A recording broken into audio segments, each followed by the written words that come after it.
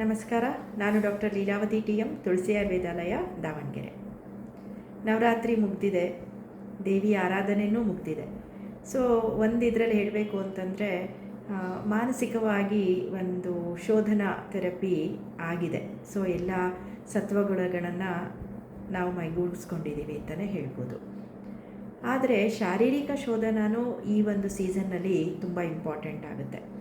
ನಾವೀಗ ಶರದೃತುವಿನಲ್ಲಿದ್ದೀವಿ. ಅಂದರೆ ಮಹಾಲಯ ಅಮಾವಾಸ್ಯೆ ಕಳೆದ ಮೇಲೆ ಏನು ಆಶ್ವೀಜ ಮತ್ತು ಕಾರ್ತಿಕ ಮಾಸಗಳು, ಅಂದರೆ ಟಿಲ್ ನವೆಂಬರ್ ಏನಿದೆ ಅದನ್ನು ನಾವು ಶರದೃತು ಅಂತ ಹೇಳ್ಬಿಟ್ಟು ನಾವು ಡಿವೈಡ್ ಮಾಡ್ತೀವಿ, ಋತುಗಳ ಅನುಸಾರವಾಗಿ ಹೇಳಬೇಕು ಅಂದರೆ. ಸೊ ಈ ಸೀಸನ್ನಲ್ಲಿ ನಮಗೆ ವಿರೇಚನ ಮಾಡಿಸ್ಕೊಳ್ಲಿಕ್ಕೆ ಪ್ರಶಸ್ತವಾದ ಕಾಲ ಅಂತ ನಮ್ಮ ಆಚಾರ್ಯರು ಹೇಳ್ತಾರೆ.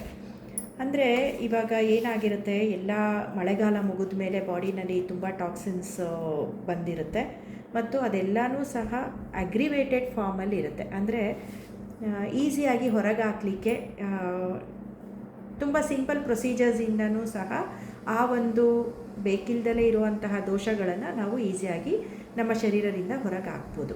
ಆ ಥರ ಒಂದು ಸೀಸನ್ ವೇರಿಯೇಷನ್ ಅಥವಾ ಸೀಸನಲ್ ಟೈಮಲ್ಲಿ ನಾವೀಗ ಇದ್ದೀವಿ. ಈ ಶರದೃತುವಿನಲ್ಲಿ ಮೇಯ್ನು ಪಿತ್ತ ಜಾಸ್ತಿ ಆಗಿರುತ್ತೆ ನಮ್ಮ ಬಾಡಿನಲ್ಲಿ.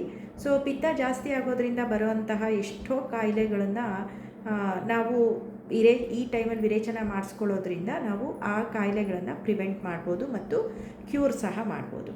ಅದಷ್ಟೇ ಅಲ್ದಲೇ ಈ ಶರದೃತುವಿನಲ್ಲಿ ವಿರೇಚನ ಮಾಡಿಸ್ಕೊಳ್ಳೋದ್ರಿಂದ ನಮ್ಮ ಶರೀರಕ್ಕೆ ಬಲನೂ ಜಾಸ್ತಿ ಸಿಗುತ್ತೆ. ಅಂದರೆ ಇಮ್ಯುನಿಟಿ ಜಾಸ್ತಿ ಆಗುತ್ತೆ, ಸ್ಟ್ರೆಂತ್ ಜಾಸ್ತಿ ಆಗುತ್ತೆ, ನಿದ್ದೆ ಚೆನ್ನಾಗಿ ಬರುತ್ತೆ, ಕಾಯಿಲೆಗಳಿಂದ ಮುಕ್ತರಾಗ್ತೀವಿ ಮತ್ತು ಅದೆಲ್ಲದ್ರ ಜೊತೆಗೆ ಇರೋವಂತಹ ಕಾಯಿಲೆಗಳನ್ನು ಕಳ್ಕೊಳ್ಳೋದ್ರ ಜೊತೆಗೆ ನಾವು ಮುಂದೆ ಬರ್ಬೋದಾದಂತಹ ಎಷ್ಟೋ ಕಾಯಿಲೆಗಳನ್ನು ಸಹ ತಡಿಬೋದಾದಂತಹ ಸೀಸನ್ ಇದು.